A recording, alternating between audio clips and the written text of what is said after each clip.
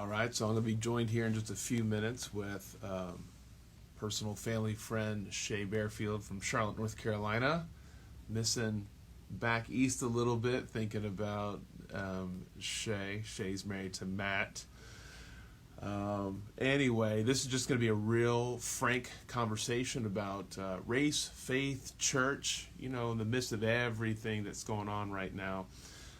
Shay and I just decided, hey, let's have a conversation. Let's have a conversation and let's broadcast it, and let's just make sure that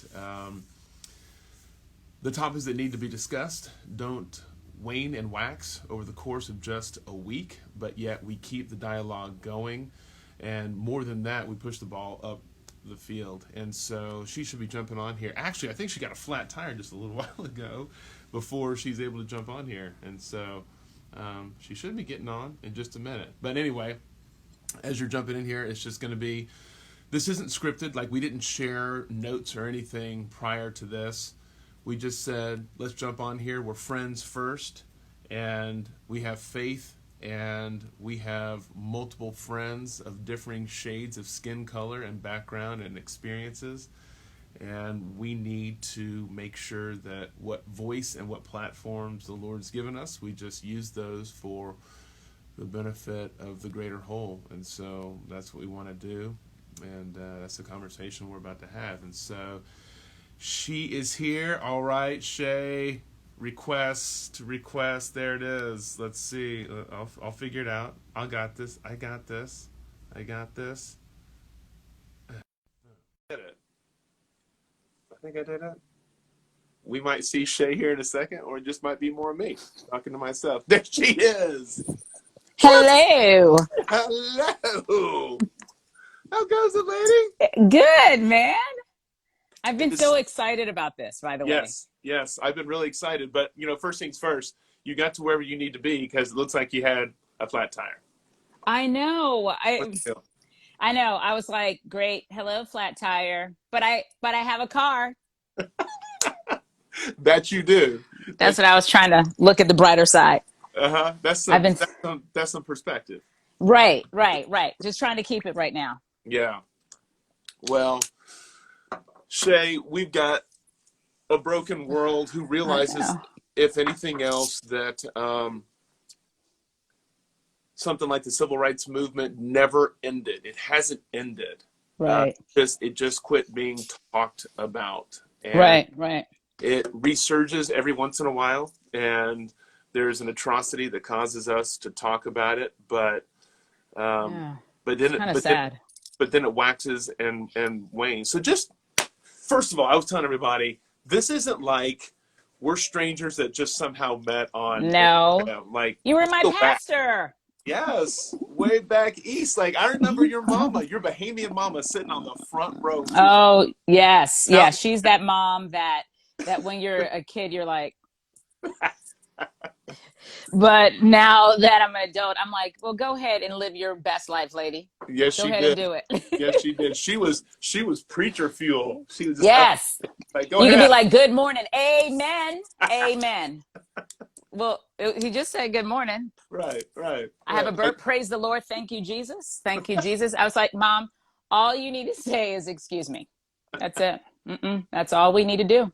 Oh my gosh. So true. Oh my gosh. I feel like I'm all up in your grill, but there. All up. Well, I had to keep the right distance, and so we'll figure it out. We'll figure it out. Well, and but is my head wrap on point? Is my head wrap on point? Right. Well, I got a fresh shave going on. So I was just telling, as I was waiting for you to get on, that we haven't shared any notes. Like, we want to make sure that this wasn't scripted, that this didn't feel like rehearsed or anything. We just wanted to be friends, acknowledging a grievous issue and talking about ways to step forward.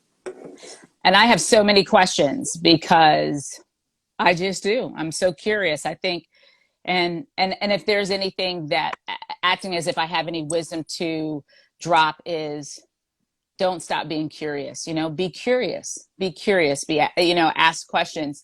I'd love to tell a story, if you will, that would just maybe start us off. Sure. So about, I think I told somebody this, about 4 years ago, I I had a boss, and I was like, he's a Christian, I'm a Christian.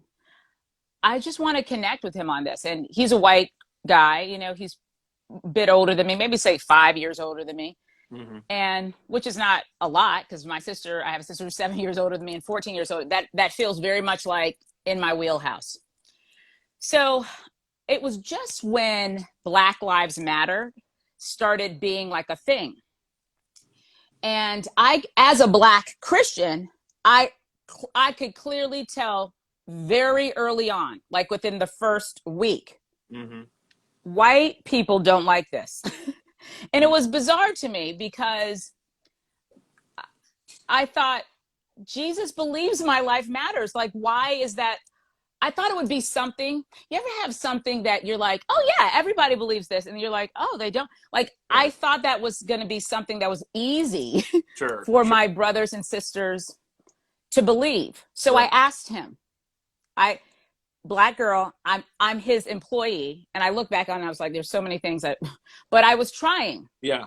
And I just said, can you please let me know, why does it seem like white Christians are not down with Black Lives Matter? And this is what he said to me. And I want to say this to the whole Remain Curious. He goes, it's just this like political movement. I mean, don't you believe your life matters? So he threw it back on me.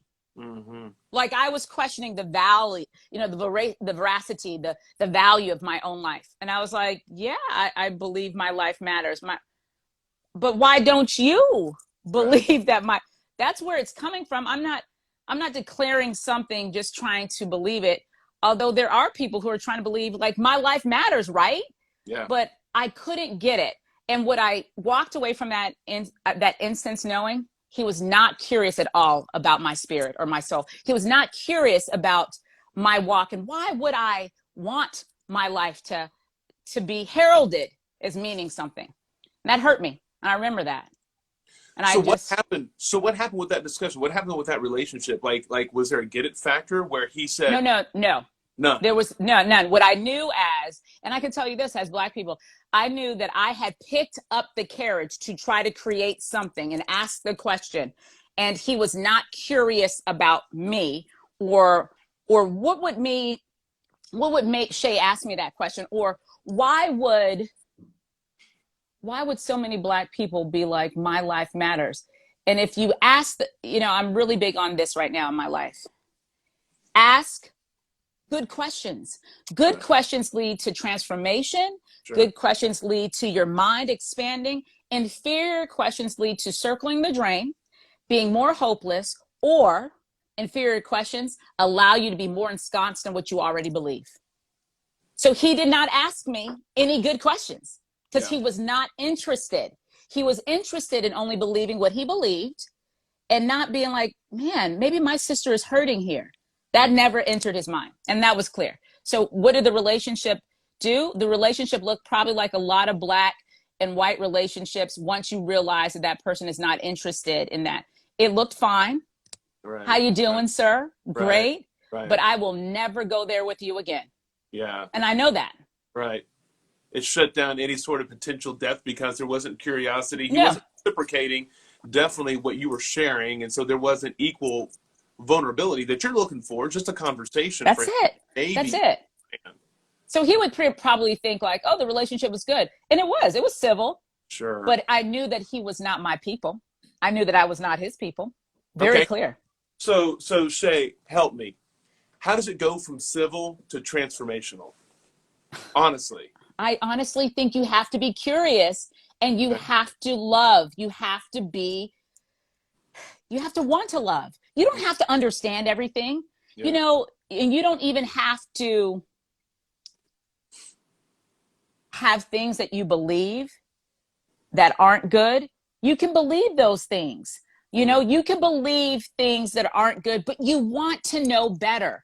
Mm-hmm. Again, I think that goes back to curiosity. I think if you take curiosity out of it, there cannot be any transformation, because essentially he knew all the answers. Right. When you already know the answers, oh, you're a very scary person to me.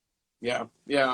Yeah. Well, and what's interesting, because I've found my life many times, like I feel like I've got just as many white friends as I do black friends, and from Yeah. my white friends, especially in social media and some of the Yeah. conversations that I've had. Yeah. Tell me what the white people are saying behind the doors, please. No, in all honesty, there is an admission of fear to I say know. something wrong. And so I know. therefore, fear of saying something wrong, they stay silent. And I Silent. say silence makes you complicit. Yeah. Silence says something too loud that you really don't want to say. And so Yes. risk sounding ignorant. Yeah. Like you very well are going to say something Yeah. absolutely culturally insensitive, or Absolutely. Yep. off key, and you go, but I meant well, so help correct me. Yeah. So I think, in my opinion, when I hear that, I go, yes, you're going to say things that are based out of your bias because you can't help it. You Yeah. cannot help it. I can't help it. You know, like years ago, I know I'm a story person, but Yeah. like years What? ago, You weave a good no, story? I know, crazy. Years ago, I had this friend who was sitting down with her mom, and her mom had just met my friend's cousin's husband. Mm-hmm. So her mom, who hadn't met him, but was talking about him. They were talking about him, what he did, and he was a landscaper. And she was not able. And by the way, my friend was white. Her cousin is white. Okay. Her husband also white, Okay. but the mother is not meeting her nephew-in-law. I don't know what you'd call that. Okay. So my friend is just, wanting mom to come to the wedding, but mom is unable to come to the wedding. And so months later, she was just like, Jenny just was such a beautiful bride. I saw the photos of her. I didn't get to see her husband, but isn't he just so does he get to go back to Mexico often? And my friend was like, what? And my friend's mother, though, was a smart and evolved soul. So what I want to show is, she went like this. She goes, Mom, he's not Mexican. She goes, well, why did I think he was Mexican? And she sat there and she was like, because you told me he was a landscaper. So my point is, her bias made her nephew-in-law Mexican because she knew one thing about him. Yeah. That he was in landscaping. Yeah. But she quickly corrected that. Yeah. So what I'm saying is, we can believe bad things that's based out of our bias. Right. But we got to be, I think, prepared to want to change that. So one, I think you have to be able to have those real discussions. But two, in defense, and be prepared to mess up. But in defense of white people, I wrote a letter to white people the other day, and I want to write one to black people. In defense to white people, find some safe black people for you to mess up with. People who understand your intentions. And that is one of my friends, I wish I could take it as it originated with me, but it didn't. And he said, those who have a place around your table have a place in your heart. They do. And I've realized when Meg and I watch the news, it's not just some black person. Nope. This could be our friend. That's right. This could be mine. That's right. This could have been Kaya. That's right. A few years, removed, going out for a jog. That's right. So it's no longer removed theoretically. That's right. Because what I've realized, unless it's personal, it's theoretical. That's exactly right. It's in the abstract. If it's Absolutely. not personal, it's an abstract thing. So that's why Black Lives Matter. I don't want that. Okay, here, let me help you. Right. Let me even help the people who have a hard time saying Right. Black Lives Matter. Right. I know a whole bunch of people love me. Sure. Does my life matter to you? Sure. And it's and that's not hard. Right. Yeah. Okay. So, and we could, good grief, you and I could talk about this, and hopefully this is just one step in the right direction. Here's something else that I have found frustrating that a lot of my black leader friends are experiencing. They have well-intentioned white friends reaching out, asking this single question: what do we do? Right. And so now I got to figure out the problem. Now I got to figure out how to fix it. There it is. Right. Like, I know, because I didn't create it. I didn't have a problem with you. And I always say this, like, when people are like, well, there are black people who are racist. No, but hold up. There's and I really do want to say this because this is so, when this became so clear in my mind, I'm like laying in the bed and I was like, this is it. Yes, there are white people who don't like black people all over this world. And there are black people who don't like white people all over this world. But it's always based out of two different intentions. And the intentions are where the severity of it lies. So when white people don't like black people, it's because there's a sense of superiority. I am greater than you. I am greater than you. So like that Karen in the park who corrected the brother who was a birder and who was just watching, and she was just like, you know where that came from? You don't correct me. I correct you. Who are you? She doesn't even know that that's what she's moving from. But she is moving from the place of, know your position, brother. And your position in society is not to correct me. My position in society is to correct you. So why don't you just step down? So when white people don't like black people, it's coming from a place of superiority. I'm better than you. When black people don't like white people, I don't trust you more than I can throw you because I've been seeing you break my neck 1,000 times. So now, one is coming from a place of superiority. One is coming from a place of, I don't trust you. And honestly, in defense of black people, I get it. I get it, right? Because it's been a schizophrenic relationship. So I guess what I'm thinking is, when I just try to kind of process what that looks like, is I really think it boils down to understanding we have things that we have been fed that aren't truth.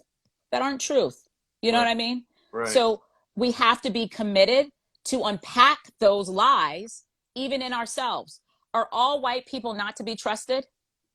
No. Right? I got a husband who I trust implicitly. You know? And he's a big white man. Whitey white is what I call him in private. Kidding. That's not what I call him at all. But I don't know if that even answers it, but that's just some of the thoughts I have.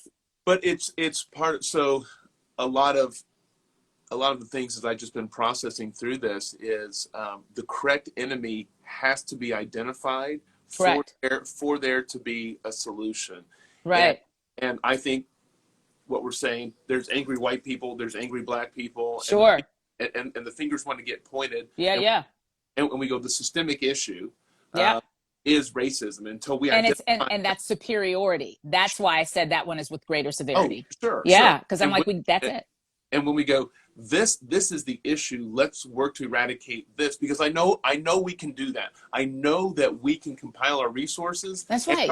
And our intentions as humanity. Look what happened. We went into 2020 thinking that this was going to be the decade that we're going to have flying cars. Right. You know, out of some wet market in Wuhan, China, everybody adult timeout. But this is what eat the bat. No, I'm joking. Right, don't eat. But the fact of the matter is, what did we see? We saw humanity converge on an identified enemy. Yes, that is so true. This is the enemy, and we are not going to get freedom until we have some sort of vaccine. Yeah, that's right. And so we got an issue that's been going on historically. Let's identify it, and we are the vaccine. Like, true. That's true. And in defense of white people, though, when they do ask that question, you know, like, what do you do? What do we do? And it's like, they're not trying to be like, here's another load on your shoulders. Yeah. But what they're well-intentioned. What they're wanting to do is, there's a recognition that there's been a jacked up sense of equality for a long time. So that question is breeded from at least an understanding, like, oh my God, this is really wrong. This is really bad. Because I have a lot of white friends, your wife included, who's like, I honestly have been living very naively. Like, I thought that none of this, it wasn't that I didn't think it was true. It wasn't that I was racist at all. I just didn't, she thought that everybody looked at the world like she did. Yeah, you're of equal value. So they're not asking it to put another blanket on your shoulders, although it can feel like that. I know they're asking because they are first acknowledging and realizing there's great pain there, and they're wanting to see how best can I serve you in this pain. But in their defense, now what I would say is, how white people could really pick up this baton and hand it off to one another well is to, in those private conversations where the brown people are not in the room, those private times when no one would ever know about it. It's not enough to not be racist. You have got to actually be actively against the systemic anything that holds your brother's neck down. That has got to break your back. And I think the reason why George's life did that for us is because I think until then, we were still able to nuance it and make it normal. Do you see the pack of lies we all have been fed to try to normalize the going of another human being, the murder of another human being? And I think because it happened in broad daylight. Have you ever seen somebody die? Like, have you ever been in the room when someone went? Right. It's not all the time a very peaceable thing. And if it is peaceable, there's a distinct feeling like they have just left. Like you feel it, right? Yeah. So here's the thing.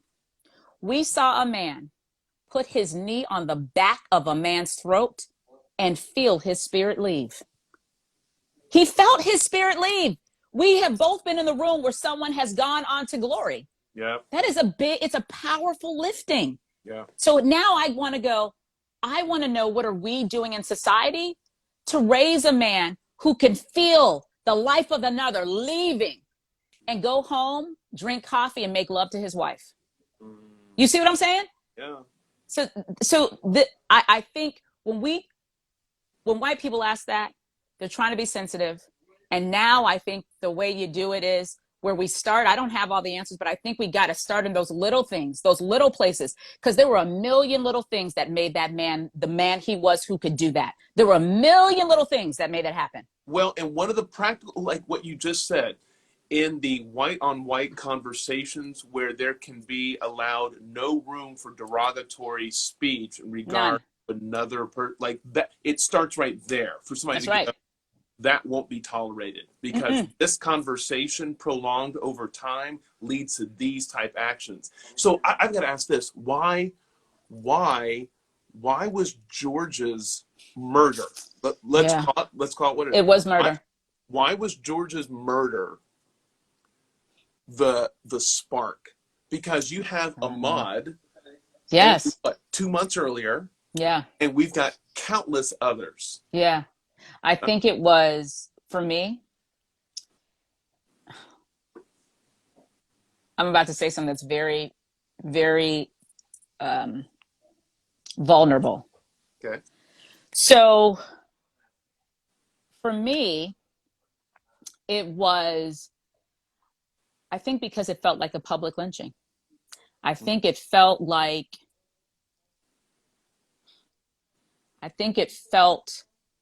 evil. It felt insidious, and the revolution will be televised. It was televised. We saw this, right. Because white people, no offense to you, but white people love to nuance stuff so they don't look bad in it. So like, I remember feeling this same feeling, by the way, with Trayvon Martin. And I remember seeing my white Christians be on their Facebook and be like, well, he shouldn't be walking with. He was a young man doing absolutely nothing. And if you believe that Trayvon wasn't murdered and that George Zimmerman didn't get away with murder because Trayvon's life wasn't valuable, then you believe a lie. That young man was murdered. He was walking in his neighborhood. He did not aggress upon George Zimmerman, but George Zimmerman aggressed upon him, and it was all right. So I think all of those nuances that white people could have in the comfort of their home of like, yeah, but I mean, like, maybe he shouldn't have been there. Maybe he should have had his friends. I mean, George did ask him a question. George, he didn't have to answer George. Right. Matter of fact, I teach my children, don't talk to people who you don't know. So he did not have to answer him. And so I think the nuances that we can do that make us comfortable were absolutely removed. Without a doubt, we saw a man look people chewing gum with his knee on the back of the neck, and the blazing boldness of that pricked our hearts. It pricked us, and it made us feel, I think, broken. I think it was like, we are broken. That because that white man, he's our son. He is our collective son. George Floyd, he is our son. We just saw our son murder our son in front of us. That's what we saw. I think that's why it broke the bat. And I hate that his life, I'm going to be honest, I hate that his life had to be the thing that broke it, because my heart should have been broken a million times before. But you used terminology that, and I loved your vulnerability, that you said it felt like a public lynching, that It did. the sidewalk became judge, jury, and executioner. And It did. there was no sort of due process, whether regardless of what transpired up to that moment, but the complete disrespect for another human being's life for 8 minutes and 46 seconds My God, as his life was snuffed out. And is he not more valuable than a counterfeit $20 bill? I mean, it just, you know, we live in Charlotte. I know you used to live in Charlotte. And, when you go to the Museum of the New South, you can go right there, and honestly, I've seen it in countless other museums. So did you know this? Back in the 40s and 50s, actually even into the 60s, but definitely back in the 40s and 50s, lovely little white towns of people used to get dressed up in their Sunday best and get popcorn and little like carnival food and go into the town square and dress their children up and truly in their Sunday best, like your gabardine dress, your patent leather shoes, just looking sweet, to watch husbands, sons, brothers hang from trees. It was like an activity. It was an activity. Like, where are we going? Son, daughter, please get dressed. We're going downtown to go watch that Negro hang from the tree. Like, do you understand? I mean, I think we need to understand. We live in a society that has asked that of us, that has said that is normal. Like, when I thought about that little girl, because the one picture I saw, this little white girl can't be any older than 5, and she has like a turkey leg or something in her hand, and they're just watching black men hanging from trees because they are at a lynching. And I think, God, that's what it felt like. That's what George's murder felt like. It felt like, I'm going about my day. I have my latte. Do you have a macchiato? Do you have and I got my Gucci purse. I'm living my best life. And there's the murder of George in the middle of that. I think it felt cavalier, just like those photos that I saw at the Museum of the New South. Yeah. And that hurt. And I think it went to I'm not kidding, I think it went to an ancestral, deep, deep pain. And it was just like, not one more day, not one more of my men are going to die. Yeah. Yeah. And we want to believe, I want to believe that we're better and we've moved further. Like, I have a question for you. Oh, okay. Well, I good. Well, bring that. Well, but like Saturday, I was caught in the juxtaposition of our culture. I'm watching SpaceX launch and go, look what we've done technologically, as another feed is coming in about riots starting across our nation because we really haven't advanced all that much. Yeah. There's so many. I know. All right. Question. So my question is, why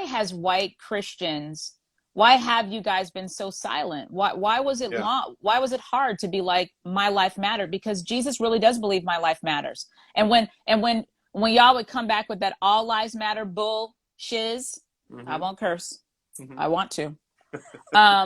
Is never in the history of America have all lives mattered. Never in the history of America have all lives had equal value. Never. Right. There hadn't been an amendment to make my life just fully human. Right. So that's also why, by the way, I don't look at the Constitution as some infallible document. Mm-hmm. It is a document that was created by humans trying to do the best they can, but they were flawed in every way. Yeah. So I don't look at it probably like some white people hold it. It's not this infallible, immovable, unchangeable thing for me. It's a document that has tried to create a society, and it created a society, but it's flawed. Yeah. You know, it is flawed because it's created by flawed beings. So why was that hard for you to believe that my life matters or to say it? Here, I'm going to start theologically because I believe that we've privatized faith and our country. It's about me, my Jesus, and my eternal destiny. Sure. It is about my best life right Sure. now. Right. When we don't. And no, it feels like a country club. Honestly, it does. Let's be honest, because I think there's a misappropriation and understanding of the theological relevance of what Paul tells us in the New Testament, that we have been given a ministry of reconciliation. But most people, when they hear that, they immediately hear of reconciliation vertically. That Jesus came but only, not this reconciliation. Not horizontally. That's powerful. That's don't make me act like my mother. Start shouting the room down. No, but it's not just vertical; it's horizontal. Yes, with each other. Reconciliation. I mean, Paul talked about Jew and Gentile. Well, we say black and white. Right. We say whatever the case might be. Even the fact of his letter to the Ephesians, he says, Christ broke down the wall of hostility. Yes, he did. And so, why aren't y'all doing that? Well, because we like to pick up the rubble of what was broken down and build it back up again. Right. Oh my God, that is beautiful. The wall is broken. God breaks down the wall, severs, and we're like, actually find that brick over there and let's just start rebuilding it. Let's just start rebuilding. Wow. Until our theology infects our sociology, there's a new anthropology. Like there's not going to be a new humanity. Like we're not going to see that my brothers, regardless of the shade of their skin or their background, we are one in Christ. And that theological nuance, juggernaut of the faith, is not being communicated. And it is really very individualized. Okay, so we go to our churches and we go to our groups and we go to our Bible studies and we learn our lessons in order that we can learn our faith, in order that we can meet our Jesus in our heaven one day. That's right. When the realization is the majority of the yous in the New Testament are all plural. It's not just about you. Right. It's us. Oh, how can I get more white pastors to feel like you? Because honestly, the white Christian church has disappointed me greatly. I have been left feeling like, oh, I get it. We're not really brothers and sisters. Right. Oh, I understand. Like I remember, this is another vulnerable thing. I remember when you were still here and you were our pastor, and it was during the Charlotte riots. Remember the protesting? It was right. You were still here, weren't you? No. You just left? And I've got a story to tell you after this, so go right ahead. No, but it must have been just left, because I remember it was months. Just, yes. Okay. So that's why I thought you were someone. It was like a very overlapping time. Yeah, and they were protesting. And I tell you what, I wanted to go. And I wanted my daughter to go. I wanted to teach her that we stand up for righteousness, because that is a righteous calling. That is righteousness. Wherever one of us are not being treated well and loved on and cared for and protected, none of us are. And it's a farce and a lie to believe that you are safe when I'm not safe. Right. It's comfortable to think so, because you can lay it upon some salient characteristic that I hold, my brown skin or blah, blah, blah, but it's not true. If I'm not safe, you're not safe. So I wanted to, but I had to work and life was a mess. But I remember there was a cute little white girl who went to church with us, and I'd say she was probably in her early 20s. And I was just like starting to like massage Instagram, and I think she had friend requested me or whatever you do on Instagram. I'm gonna sound like my mother on the face tweeter book.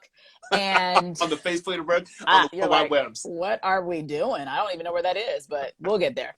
And she had this picture of her on a swing, And someone had taken a photo of her on a swing, and wherever she was on the swing, it was like you could see the city of Charlotte underneath her. It was a beautiful shot. Yeah. And she said, and all these people out here talking, this was the essence. I can't remember it identically, but it was like, what a beautiful summer night. What's up with all the noise in the streets or all these people protesting? Hello, it's summer and it's in the South, y'all. And I was like, I wish I could just do that. I wish I could just be like, it's summer in the South, y'all. And that disconnect is what I feel from my white brothers and sisters. Mm-hmm. Well, what is the issue? Now, can you fill up my Range Rover? The issue is there's a knee on my neck. There's a knee on my neck. And I want you to give a damn. That's the issue. Yeah. No, and you know what? I like the way that you summarize it, because we need people to care. Yeah. We need people That's it. And just because it's not your, I remember we have a mutual friend who talks about why the Cherokee Nation isn't too hip on Andrew Jackson.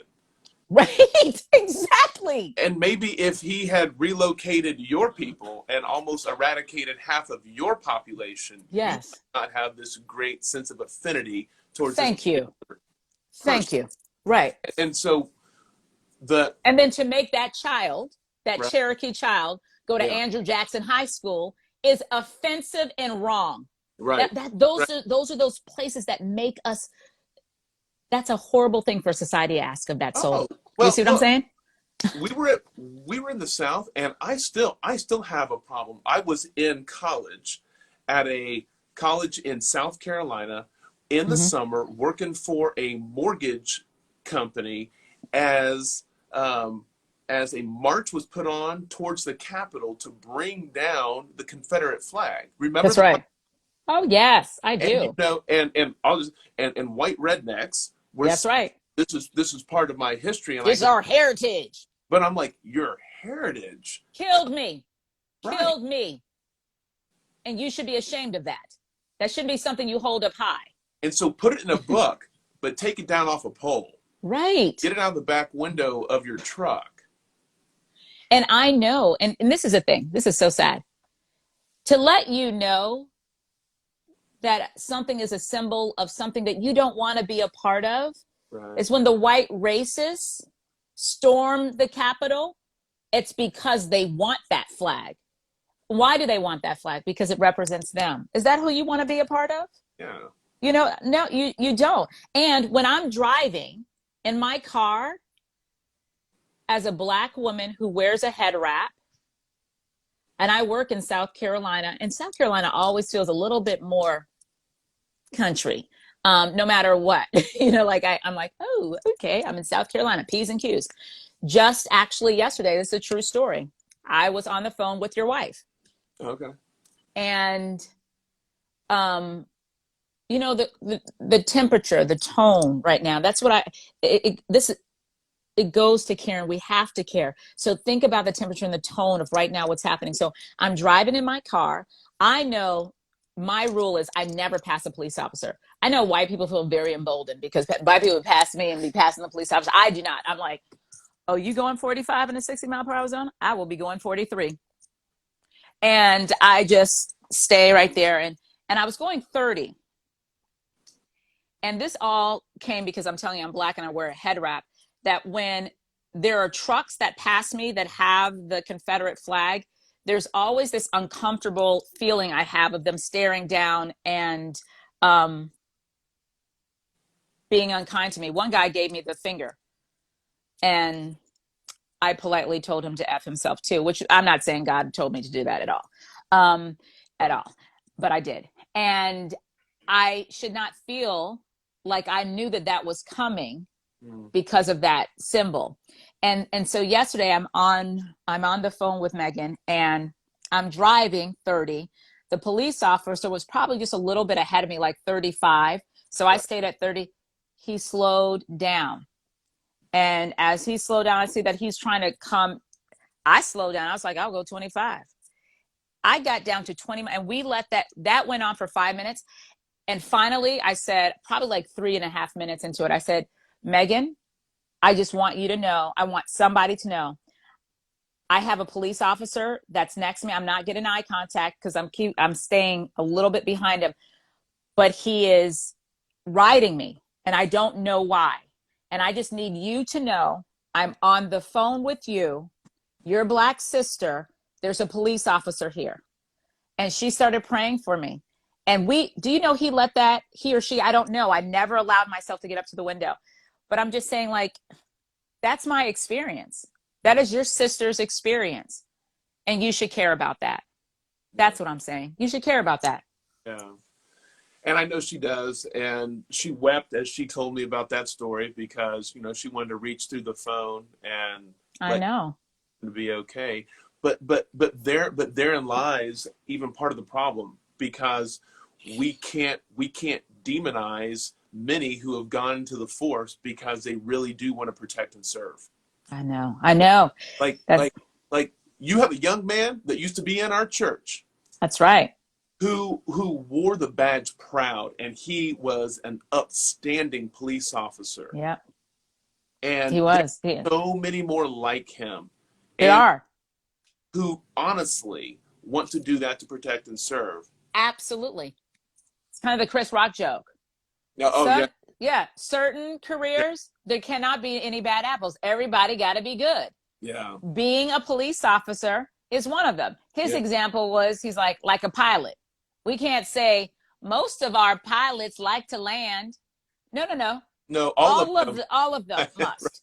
Right. So it's the same thing. Like, and I looked at something today. Bad cops ruin it for good cops. Yeah. Because I was scared because I don't know if he's a bad cop.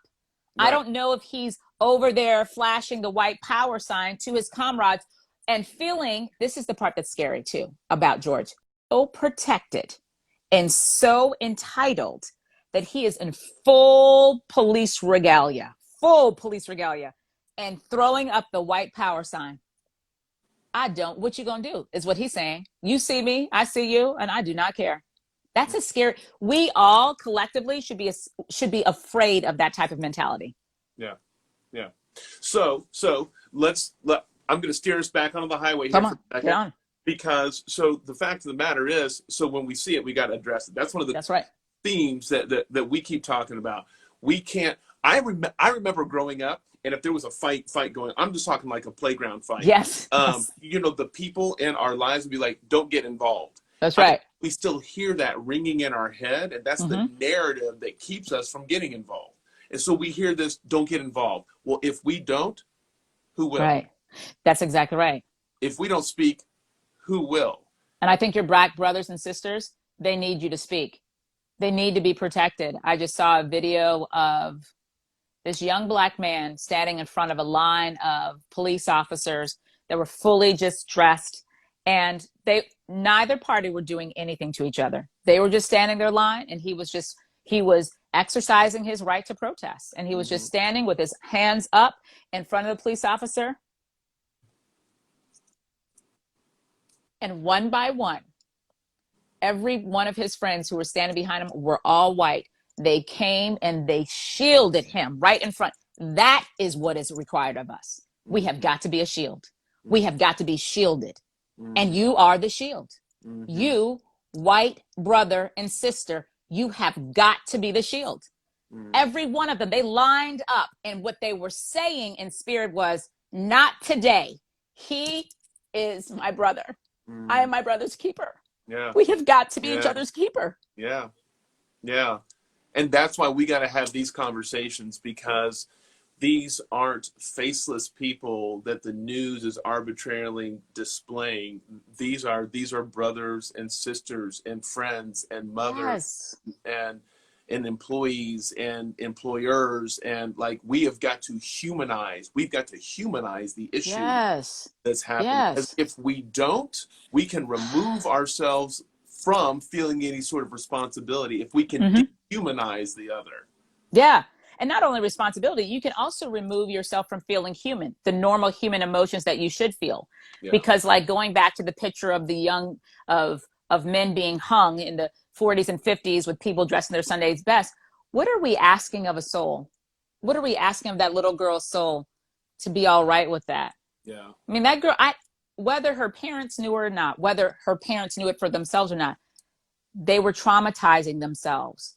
Yeah. They were traumatizing these children. So we have got to humanize each other, because if we don't humanize each other, we'll do sorts of inhuman things to one another. Yeah. And when we behave inhuman, we feel less wonderful, less like the gift of God that he's created us to be. Absolutely. And one of the greatest institutions that the Lord ever established was the family. And this is something that everybody has to do in the midst of this is, it's got to be age appropriate. You don't take your 6-year-old and put them in front of the TV and have them process this, but you do as a parent, you go, what is happening in the world right now It's not good. Evil. Mm. And it grieves God's heart. That's right. It fractures humanity. It does. And teach our children about the inherent value of all humanity, that everybody has been being created in the image of their creator.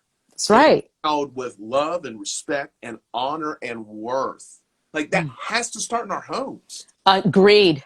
I mean, like those are the little things that I'm always talking about. I think we all want to take, is it the red pill? What is the pill in the Matrix? The blue pill? I don't know. One of those pills. Yeah. One of them colored pills. We all want there to be this pill that we take and it eliminates these really deep-seated, long-lasting ailments within us. But I think really the only way that we're going to address this is through those little things. You talked about the family, how you are with your family, how you are with your friends, who is in your heart because they're sitting at your table. It's those little things. I mean, they really do. George, be clear, his life was a big thing, but he was the last little thing we could take. That's why. You see what I'm saying? Ahmaud Arbery we had just found out about him just 3 weeks before. So why? Because the little things matter. The little things matter. And in the aggregate, I'm a hope believer. They tip the scales. Yeah, they do. Shay, I love the voice that you've been given, the mind that God has blessed you with, your willingness to speak forthrightly. Thank you for just taking some time. Oh my goodness, this was good just to connect. This was food for my soul, man. Thank you. I really appreciate that. I appreciate you being willing to have a vulnerable conversation with me on race, on faith, on what do we do. It's the little things we do, and it means so much to me. It really does. Thank you so much, Andrew. Well, it means so much to me because you and Matt and your family and Kaya mean so much to us. And that's where it matters. And that's the significance. And my hope is however many people have seen this, how many people will see this, if they take one thing, That's right. thing. And even if they're not ready for that one thing, that there's a moment of introspection and reflection that changes a trajectory of the way in which they see the rest of their brothers and sisters in humanity, then so be it. That's right. That's a huge win for us. Yeah. I want this. I want to save this. This is powerful. I know it is powerful. You need to feel it. You just changed somebody's life, Andrew. Well, hey, you are doing the same. And so here is what I'm committed to. And this is what we've got to be committed to, is we know that this will come and go with a news cycle. That's right.